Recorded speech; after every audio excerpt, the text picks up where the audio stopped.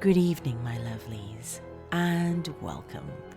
I'm Lady Creepypasta. Have you ever gone through periods of time when you don't quite feel like yourself? Well, in today's story from Creepypasta Wikia, we might have an explanation for that. Let's dive in, shall we?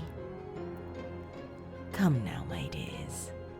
Lean in closer, and we'll begin.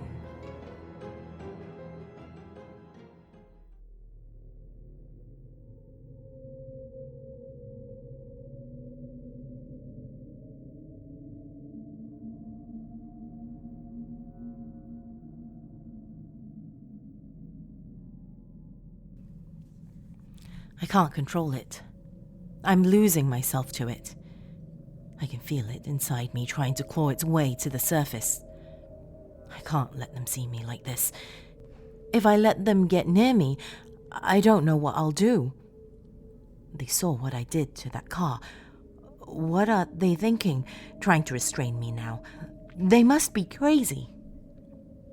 Hell, I must be crazy. Only crazy people will let themselves live after what I've done. I don't know what keeps me going. I've tried everything I could get my hands on. A plastic bag over my head, slitting my wrists, drowning, car exhaust, bullet through my skull, overdosing. Nothing works.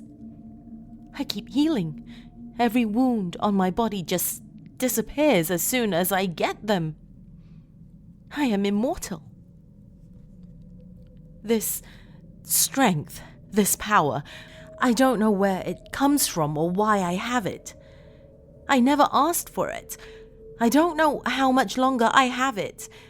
I keep hearing voices all around me telling me to embrace it, to accept my damnation and let myself fall.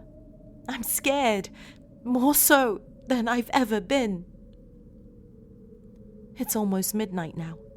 It always happens at midnight. He always comes at midnight. I don't know who he is, but I can see him in the mirror. My doppelganger from hell. Literally. I can remember some of the things he does, like some kind of twisted dream. Throwing cars through the air like they were nothing, slaughtering whole families single-handedly, raping women, eviscerating SWAT teams. He's unstoppable. Every time some cop gets a hold of him and cuffs him, he just snaps the cuffs as if the chains were made of butter. And worst of all, I remember the joy. The sadistic satisfaction in which he reveled in every time he took over my body. I also remember in vivid detail his speeches, how he talks to people, and I even heard him say what his name was. Lucifer. He's managed to avoid identification by the authorities. Every time he gets caught on camera, his face, my face, is always obscured by static. I can't control him forever. My parents don't know anything about this. I've thought about talking to psychiatrists, but I know that if I tell them what I've done, they'll just throw me in a padded cell or give me the lethal injection on death row on the charges for murder. Not that any of that would work anyway. I talked to a psychic last week, though. I got an answer that made just a little more sense. I told her what was going on, and I told her about this Lucifer thing inside me. Ah, I see. Yours is a terrible fate, my child. Lucifer, the spirit that inhabits your body, was one of God's archangels. He was amongst the first of his kind, one of the very first of the heavenly chorus. He was beautiful beyond words, righteous and perfect from the day he was created. Every precious stone was his covering. Every man cringed with envy, and every woman shivered with desire in his presence. He was beloved of all creation. However, what he had in power and glory, he lacked in humility. His praise soon stirred in him the seeds of vanity and pride. He began to covet the power of God. He went before the Most High and challenged him for control of the earth. God's wrath was heard throughout creation. He cast Lucifer far from heaven and into the depths of the earth, where only darkness lurked. God condemned Lucifer to live as mortal, a fate worse than death for one such as Lucifer. Throughout the ages, Lucifer has taken one vessel after another, one lifetime after another, never able to see heaven again. Those possessed by him do not know he is there. They live out their daily lives until, upon reaching adulthood, he begins to manifest through them once every midnight. Indeed, God has no love for you, child. I didn't know what to do then.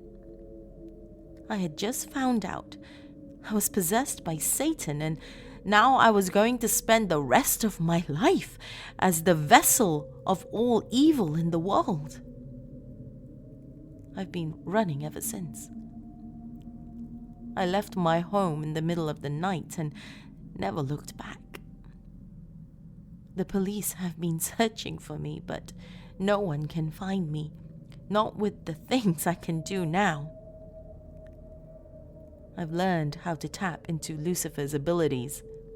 I can move things without touching them. I am stronger and faster than any animal I've encountered. I don't get sick. I don't eat. I don't sleep. I don't breathe. I've never been more powerful. And you want to know what gets to me the most? When he takes me over. When I completely lose control. I like it.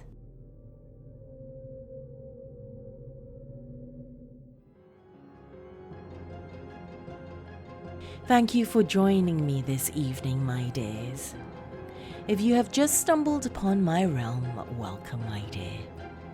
Be sure to hit that subscribe button, and if you're watching on YouTube, hit that bell icon as well to be notified of new episodes. To all my dark family on Patreon, thank you once again for your continuous support. Your support really is appreciated, and every little bit helps keep this podcast and YouTube channel going. If you would like to join my dark family on Patreon, go to patreon.com/LadyMcCreepster for more information. There are also other ways to support this channel, my dears. Show your love for Lady McCreepster by sporting some merchandise. Go to teespring.com/shop/LadyMcCreepster to see your options.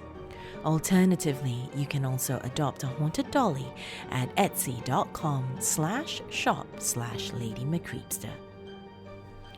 All your support, including just watching this on YouTube and clicking through the ads, really is appreciated, my loves.